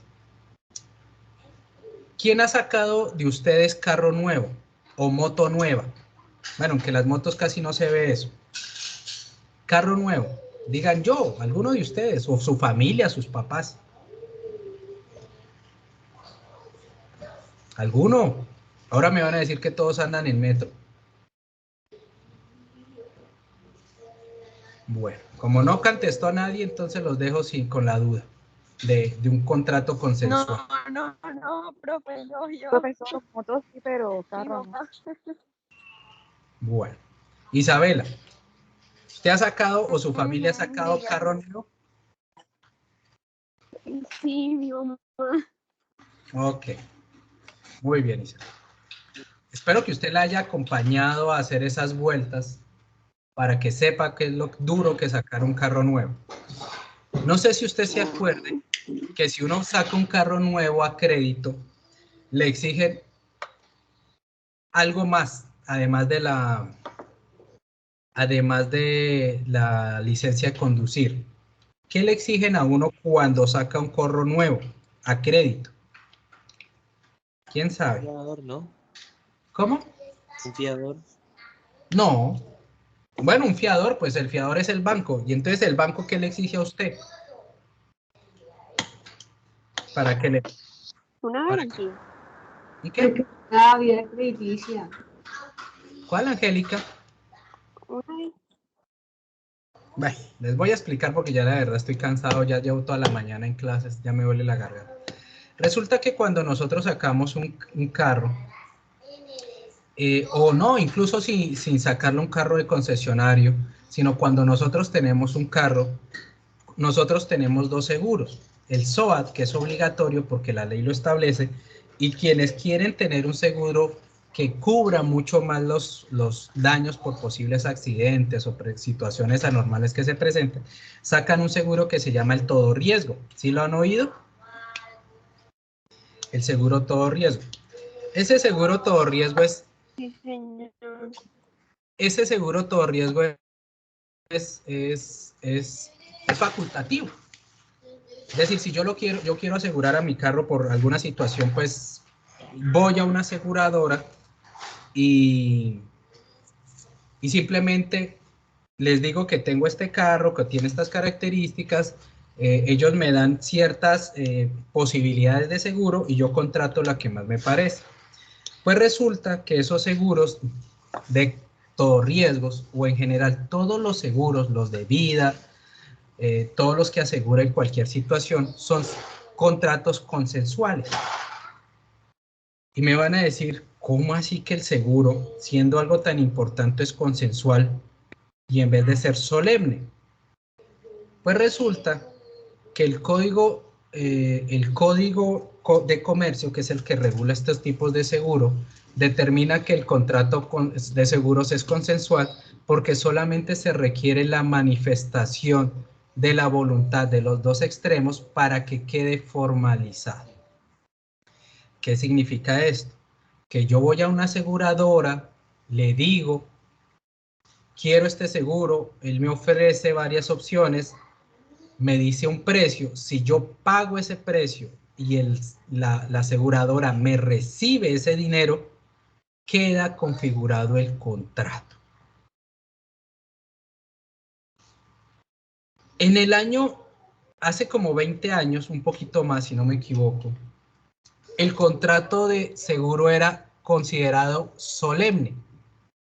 ¿En qué sentido? Ah, bueno, entonces usted sale de ahí, de la aseguradora, con su recibo de pago y se les aconseja que ese día no muevan el carro, sino se esperan hasta el día siguiente, porque el seguro, si bien es cierto, se da una aceptación, los efectos, y eso sí es válido, los efectos de ese seguro no empiezan a servir sino hasta 24 horas siguientes a la que usted toma el seguro. Entonces, si usted va y preciso en la esquina, un mototaxista se le atraviesa y le daña el carro, usted no puede hacer efectivo el seguro porque todavía no estaba asegurado, porque eso lo establecen dentro del contrato. Entonces, antes, las aseguradoras tenían una muy mala práctica, una jugada que le hacían a las personas, y por eso fue que convirtieron el contrato de seguro de solemne a consensual. ¿Cuál era la mala práctica que tenían las aseguradoras? Ellas daban, y la norma daba a entender que solamente cuando ustedes tuvieran acceso a la carátula o a ese documento que decía que usted estaba asegurado, era que empezaba a generarse efectos el seguro. ¿Qué hacían las aseguradoras? Usted iba, pagaba el seguro y le decían, en 8 días le mandamos a su casa la carátula en donde decía cuáles eran las condiciones del seguro. Y en ese momento en que usted firmara la carátula y no la trajera, era que el seguro era válido. ¿Qué hacían estas aseguradoras muy habilidosas? Pues se demoraban 15, 20, 30 días con la emisión de la carátula y usted no podía sacar su carro porque preciso sacaba su carro y se estrellaba. Y los que sacaban el carro se estrellaban, la aseguradora decía, no, lo siento, pero es que todavía la carátula no ha sido despedida y usted no la ha aceptado. Por lo tanto, no le cubrimos los daños. Entonces, esta era una mala práctica que hacían las aseguradoras y gracias a ello se ganaron muchos negocios, aunque pues muchos jueces, viendo esa mala fe de las aseguradoras, a pesar de eso los condenaban. Y vía jurisprudencial fue que determinaron inicialmente la consensualidad de los seguros y luego lo reglamentaron en la ley. Entonces, si ustedes, con el solo hecho de entregarle el dinero a la aseguradora y que la aseguradora le reciba el dinero, ya está formalizado un contrato de seguros. Por eso es que el contrato es consensual. Y las aseguradoras no se pueden amparar en que la póliza, la carátula o como quieran llamarle, el documento donde están contenidos los factores de seguro, no había sido expedida. Incluso ahorita es más rápido, al mismo momento en que usted paga, inmediatamente les imprimen. Y si usted firma o no firma, es indiferente para el derecho comercial y el derecho privado esta situación. ¿Me entendieron la diferencia entre consensual, solemne y real?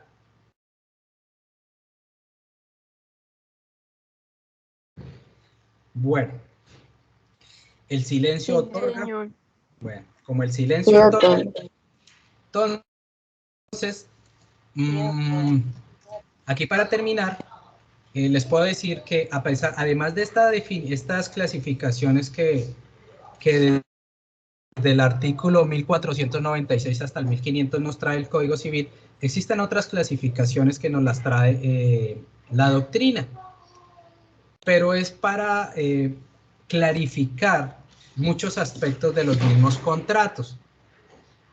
Y nos trae estas clasificaciones para que nosotros las tengamos en cuenta. Sería bueno que ustedes las consultaran para que tuvieran claridad, porque eventualmente en el parcial puede decir, bueno, ¿y qué es la diferencia de un contrato de adhesión? Y ay, es que profe no me la explicó. No es que la haya explicado, yo la expliqué, pero es que ustedes no la consultaron. Entonces, la doctrina nos ha dicho que los contratos también se pueden clasificar en típicos y atípicos. Y esta clasificación los llaman también nominados e innominados.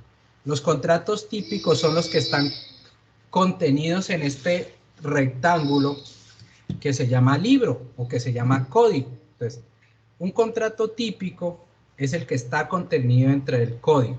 Puede ser el contrato de arrendamiento, el contrato de compraventa, el contrato de mandato, el contrato de mutuo, el contrato de donación. Esos son contratos típicos.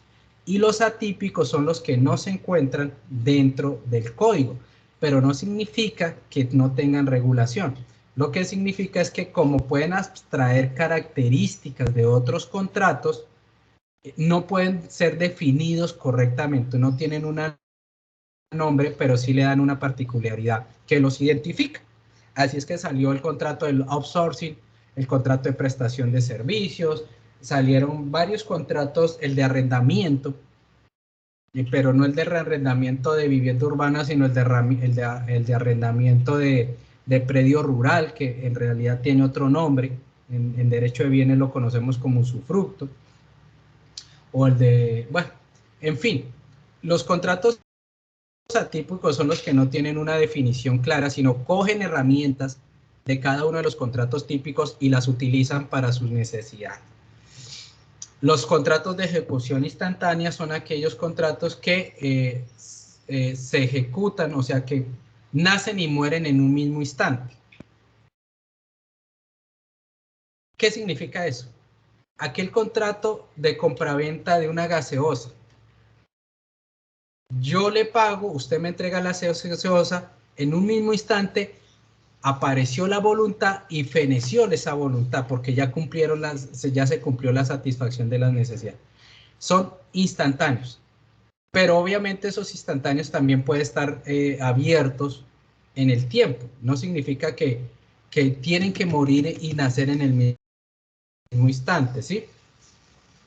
Un contrato de compraventa de un bien inmueble puede pactarse hoy y fenecer en un mes, pero es la misma actuación. Entonces, eso es de ejecución instantánea porque usted entrega la plata y recibe el inmueble, a pesar de que se pactó con anterioridad.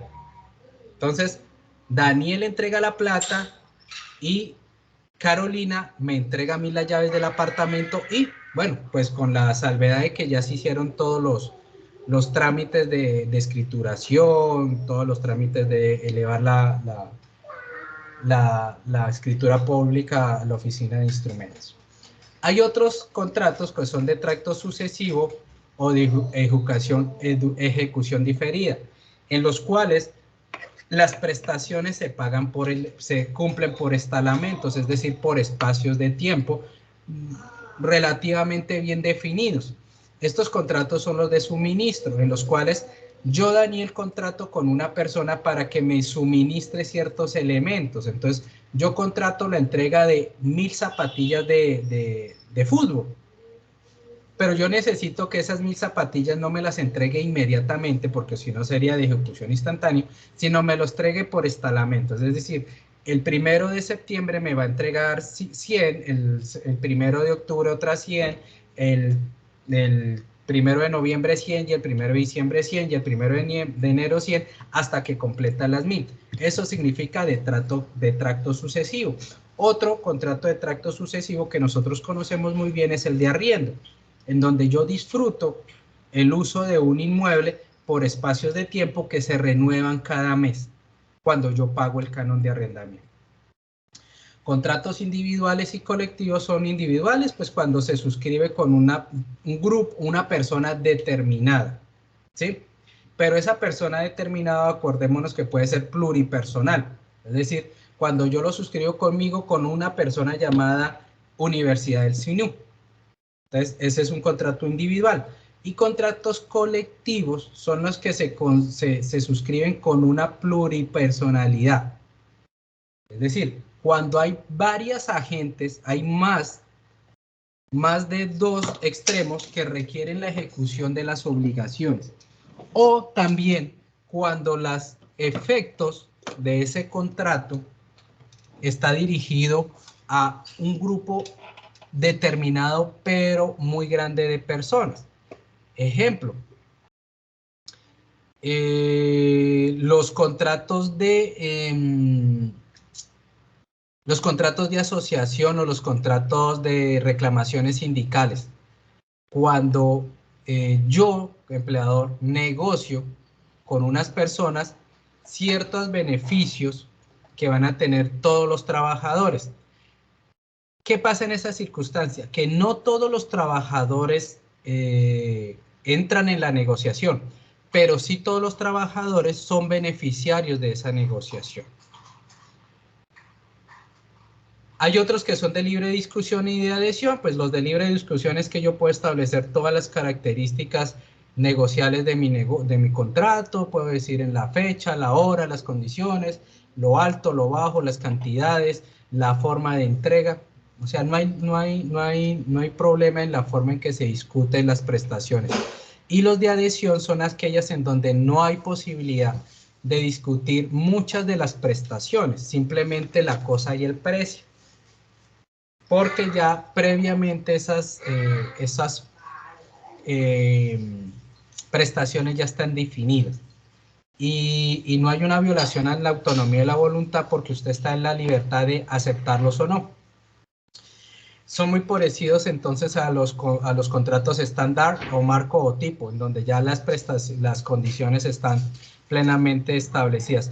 Estos contratos estándar, marco o tipo están dados más a los contratos internacionales, en donde pues ya la costumbre ha establecido ciertas reglas para la contratación y la forma en que se establecen las reglas de los negocios jurídicos.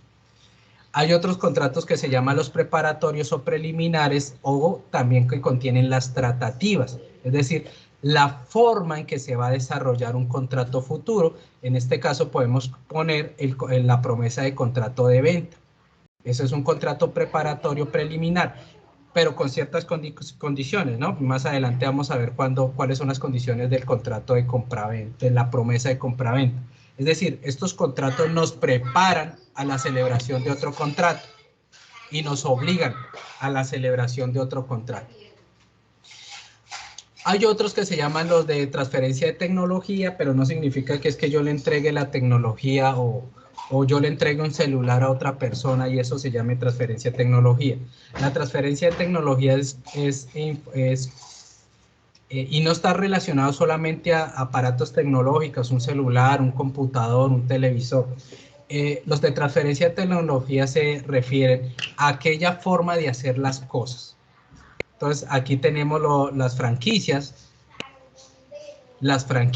o los know-how, en donde una persona contrata con el dueño del negocio la forma en cómo va a ser la forma en cómo va a ser o va a desarrollar su empresa y con las características de esa persona que contrata, es decir, un Subway, un Frisbee, un café, un Juan Valdés, ¿qué más? Una franquicia aquí que haya visto, un Cosechas. Entonces, ustedes no tienen el conocimiento, pero tienen la plata, entonces van y hablan con los dueños de Cosechas, les dicen que quieren distribuir esos productos bajo la marca Cosechas. Sencillamente ellos le establecen unas condiciones de calidad, eficacia y de servicio, sobre todo de servicio al cliente, de características del producto, y le dicen, usted para utilizar mi nombre y mi método de utilizar las cosas, usted me va a pagar, y lo que le sobre es de usted. Usted va a utilizar mi nombre, va a utilizar mis colores, va a utilizar mi indumentaria, mis productos, porque muchas veces en los de franquicia, no puede comprarse el producto a cualquier persona, es decir, los de Cosechas no van y compran allá en el mercado del norte del sur, sino le dicen, este es su distribuidor y solamente a él le pueden comprar porque no pueden dañar la marca. Entonces, en esos contratos usted explota el nombre de otra persona, la tecnología, la forma en que hace algo, por eso se llama de tecnología, y pues para el beneficio suyo y para el beneficio del franquiciante. Los de know-how, pues es lo mismo, explota el nombre. Los que, a ver, un ejemplo de un know-how. Aquí en Montería, donde he visto un know-how interesante. No, es que aquí casi todos son franquicias. Un know-how. Bueno, les quedo debiendo ese know-how aquí, a ver si me acuerdo más adelante. Y aquí está es lo que a mí me gusta siempre ponerlos a estudiar este contrato. Siempre hago esa misma pregunta, a ver quién encuentra qué es un contrato paritario. Entonces, les voy a aclarar que en el contrato paritario sí se puede ver la definición que nos trae el artículo 1549 sobre contratos conmutativos. Si es el 1549, pero lo voy a buscar. 1498, perdón. El contrato paritario es el que nos acerca muchísimo mejor al contrato conmutativo. Entonces, para la siguiente clase, muchachos, antes de continuar con nuestro tema, a alguno de ustedes al azar les voy a preguntar qué es un contrato paritario. Y si no me contesta correctamente, pues ahí le tengo un -1 en el parcial, para que lo tengan en cuenta. Bueno, chicos, entonces, feliz día, terminamos nuestra clase. ¿Y quién está levantando la mano? Hola, Carmen. profe, yo. Dime, Carmen. Profe, lo que pasa es que cuando usted llamó a lista no pude contestarle porque tuve problemas con el internet. Pero Vale. yo le escribí al chat. Bueno, aparte de Carmen y esa misma situación, ¿listo? Finalizamos la clase, chicos. Bueno, no se les olvide el presente al finalizar de la clase, por favor, porque es que así es que yo les hago un seguimiento de los que asisten. Entonces nos vemos el próximo jueves con la consulta. ¿Alguien más con la misma situación de Carmen? ¿No? Bueno, teniendo en cuenta las circunstancias, doy por terminada la clase y nos vemos el día jueves, muchachos. Que tengan buen día y buen almuerzo. Gracias, profe. Nos vemos. Cuidado. Si no nos vemos, nos oímos, como dicen por ahí.